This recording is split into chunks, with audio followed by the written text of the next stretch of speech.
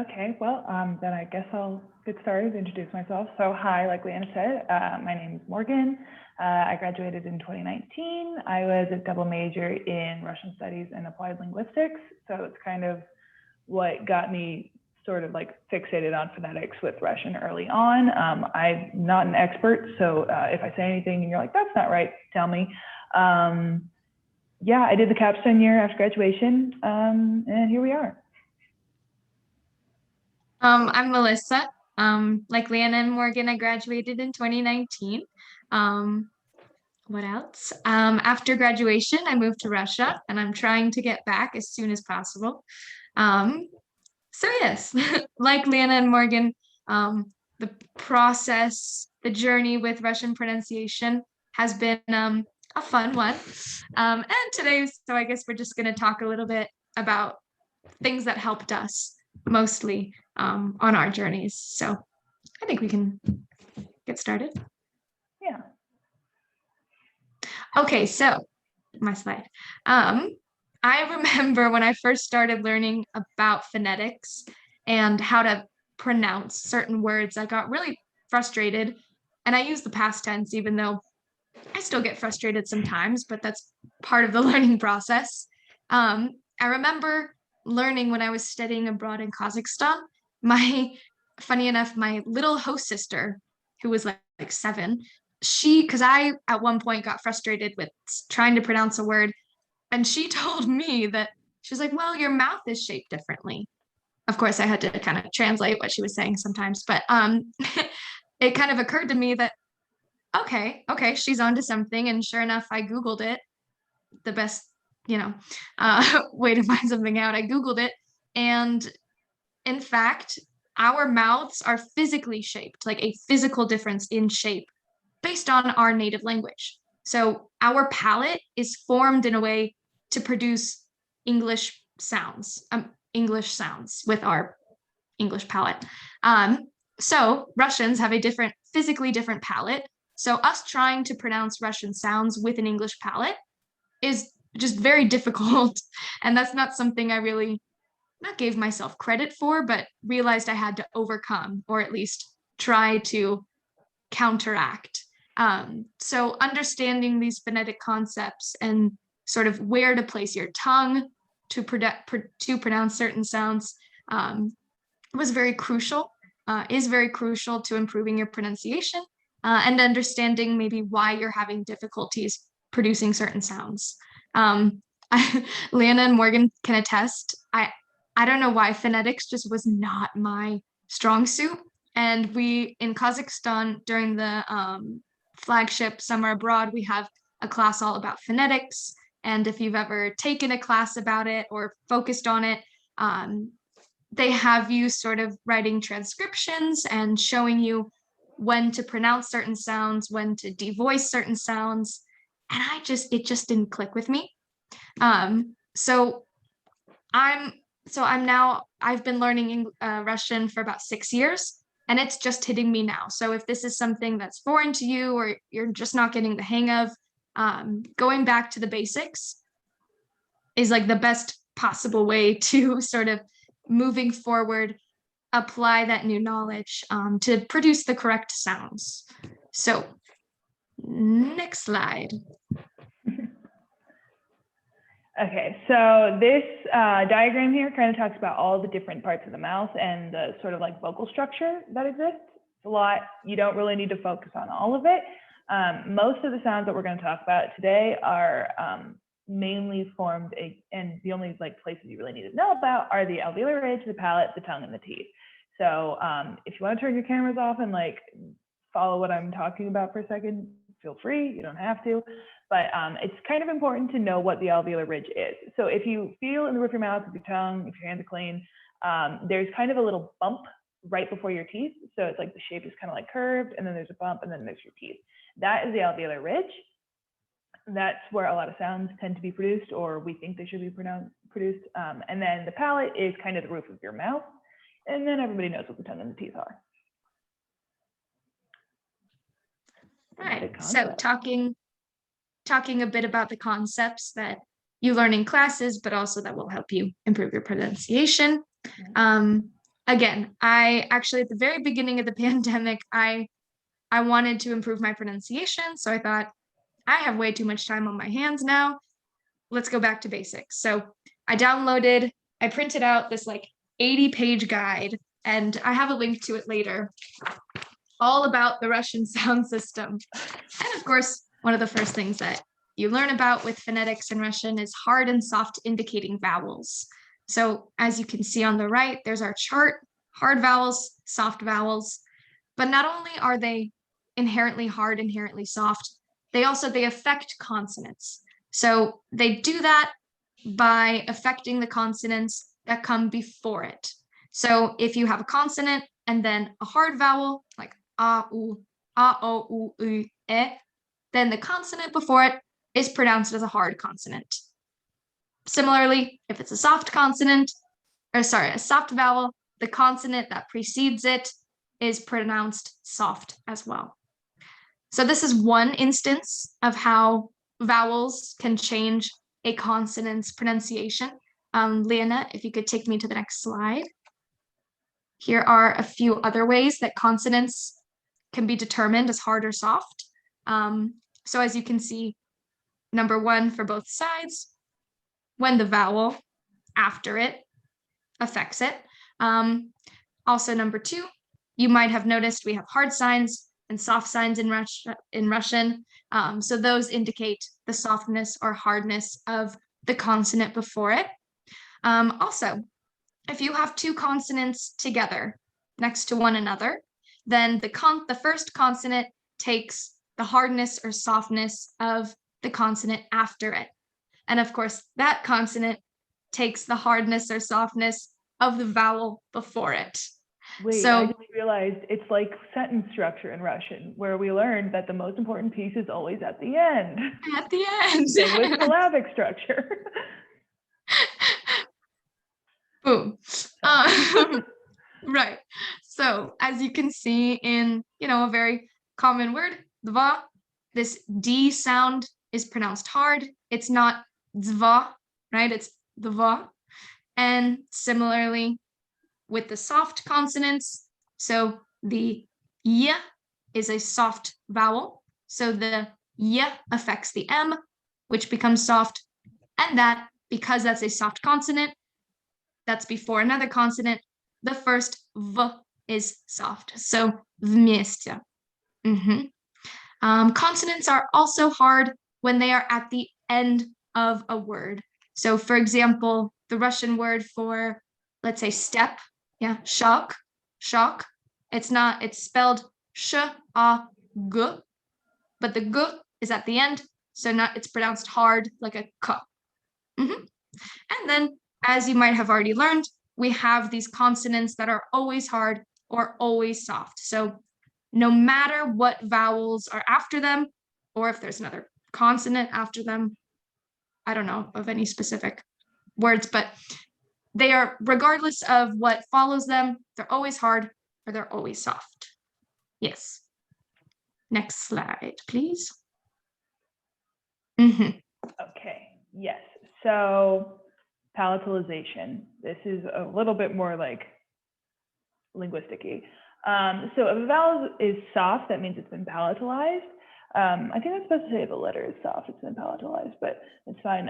So if you have a soft consonant, the tip of your tongue moves backwards. Essentially, what's important to know here is that if it's been palatalized, the sound is being produced more in the center of the mouth than it would be typically. So that's going to mean different things for different letters. But that's just kind of a general concept that can be useful to refer back to if you're like, oh God, I don't know how to make this letter soft. I really want to pronounce it right.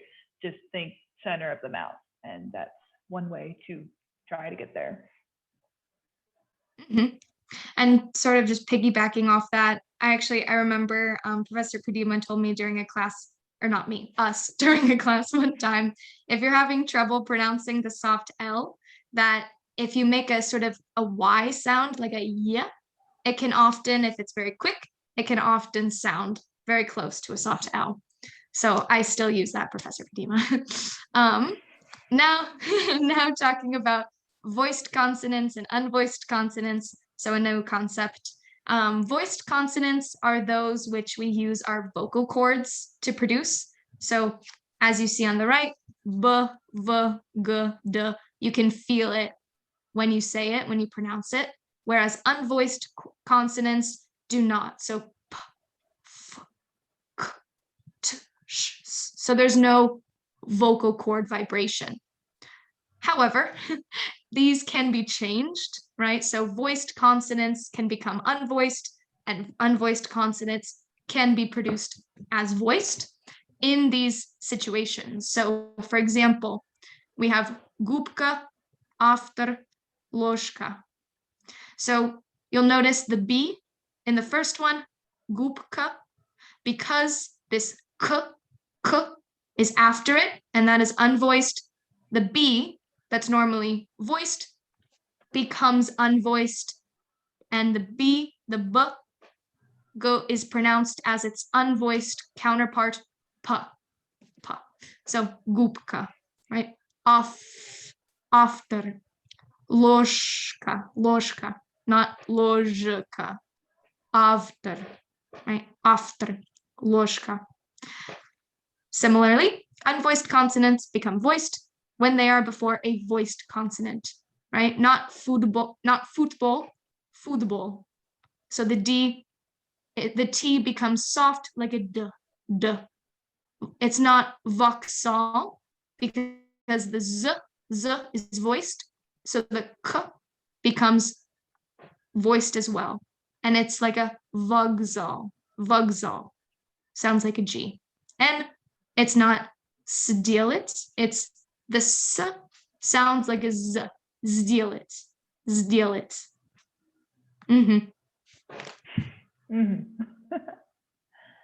Okay, yotation. This is another sort of similar concept to palatalization. Actually, it is kind of palatalization. But yotation is when a sound is affected by it's a J is what it looks like in English, but a J as a phoneme is essentially a Y sound. It's kind of like that Y that Melissa was talking about. Or you might have also seen it, oftentimes we refer to it in like Russian classes as ikratskaya, because typically what ikratskaya is doing is actually indicating yotation. So one example of this, and I don't have it on the slide, is, so we talk about ya, how is the same letter as ya, but imagine ya as ikratskaya that's yotation. So there are certain vowels that are always yotated, which is ya, yo, and yu. And what that means phonetically is that it's essentially palatalized. So if you think about ya, when you start that sound, you're more in the center of your mouth. You're like, you're y, and then you're where you go wider. So that's kind of how to conceptualize that.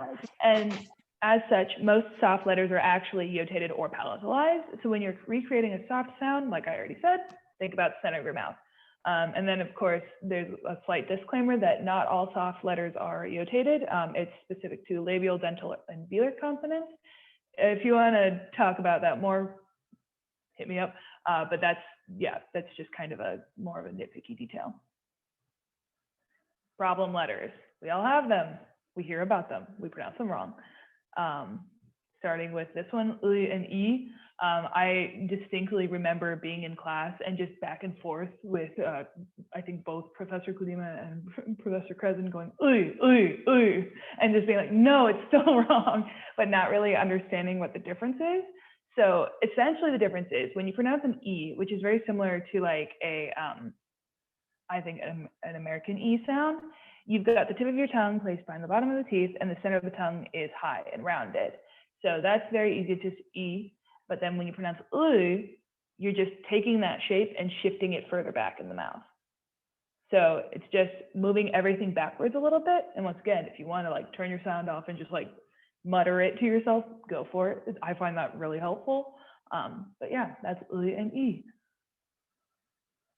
Soft versus hard in pronunciation. So disclaimer number one, as we already know, these are not the only consonants that are soft or hard, but they're some of the more noticeable ones.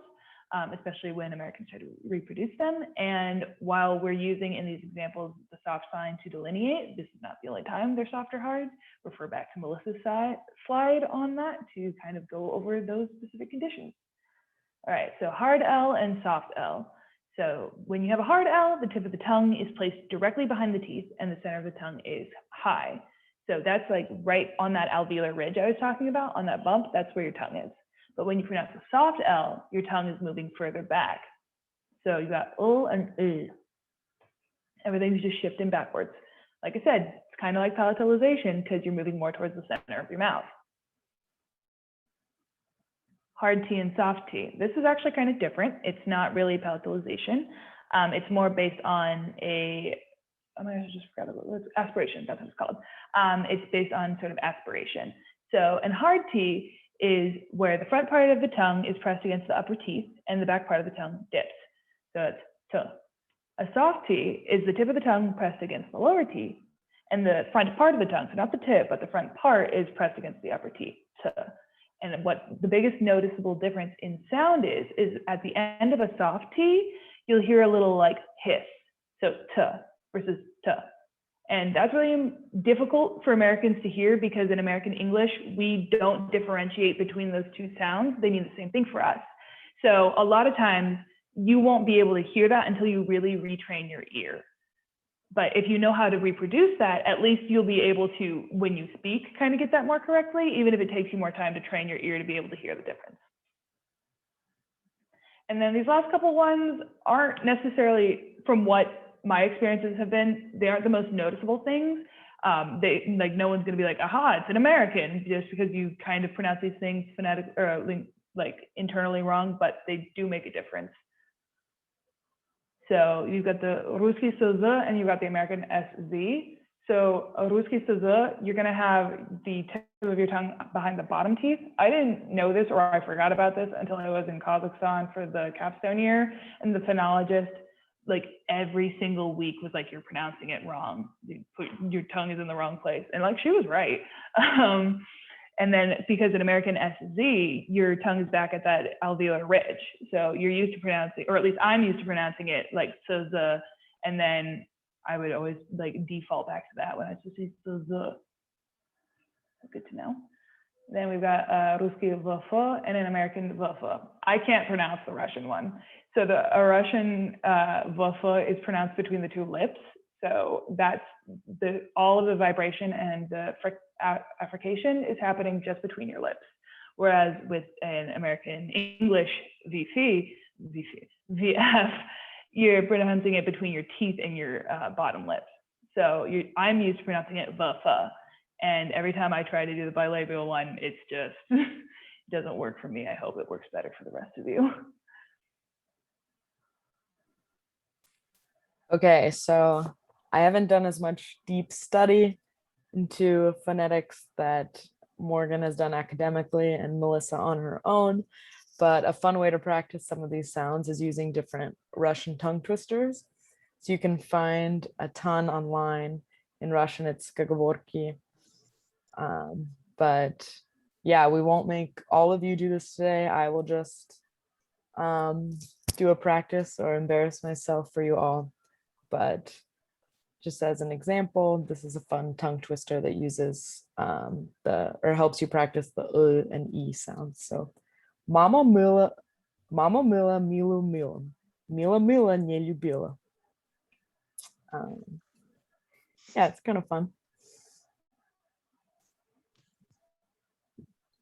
Oh, I actually remembered something that we didn't put in the slides, but just like a side note, for vowels specifically, especially vowels that are produced further back in the mouth, if you're from California, they're going to be harder to produce correctly because in California, there's been a sort of vowel shift more into the front of the mouth over the past few decades. So it is genuinely harder to hear and produce things that are supposed to be in the back of the mouth. So if you struggle with that and you feel a bit down about it, it's not your fault, it's just where you're from.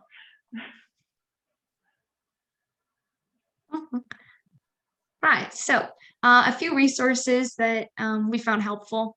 Okay, so the first one is it has the Russian alphabet and sounds. Specifically, it takes letters, consonants, and it has it side by side, the pronunciation of soft and hard. So that was really helpful for me. I spent many an hour just going between the two and repeating it until it sounded even remotely similar. The second one, articulation details. If I'm not mistaken, this also, yes. So it gives you an audio sample for, it tells you hard or soft. And then it also shows a diagram, much like Morgan's diagrams in this presentation, of where your tongue should be placed generally. And then it also has a little bit of a description. So for example, I'm looking at the first one, which is ah, and it has the audio sample, a picture, transcription, and then the description says the mouth is wide open, the lips are relaxed, the tip of the tongue is against the lower teeth. So it gives you as much information as possible to help you form your mouth correctly to pronounce these sounds, to produce these sounds. The third one, this is, I mentioned this a little bit earlier. This is my very large guide. So maybe, I don't know, save the planet and don't print it out like me. But it goes step by step through all these phonetic concepts. And if you're further along in your studies of Russian, I still recommend going back. It was really helpful for me to kind of go back to basics and, you know, these words that I had always had trouble producing because I told myself, go back to phonetics later. You'll figure this out later. So upon going back and figuring out how to produce them correctly, where to put my tongue, where my lips should be, helped me figure out these problems. They also have, you can see in the hyperlink, there are audio files with it. So it's a very comprehensive guide, super helpful. And then of course, you know, Instagram. There's a ton of Russian learning Instagrams you can follow with different functions if you want to learn like words of the day, grammar concepts. One that I found about pronunciation in particular who was really helpful was this girl named Kira, this woman named Kira. And this is a link to her Instagram. And she does sort of mini dives into letters specifically, how to form, shape your mouth to produce the sounds, and then certain words, like trouble words, that you might also have problems with. So she helps guide you through those as well. So yeah, I think, I think that's about it. Yeah, so we will include those resources when we post this event on the website, and you can also send them to you. I think we gave you all a lot of information, so don't want anyone to be overwhelmed. I think even just focusing on the placement and things like that, even just on one sound at a time or one letter or just one concept, just trying to focus on one thing at a time would still be really helpful with your language. So yeah, Melissa and Morgan, thank you so much for sharing with us. I'm gonna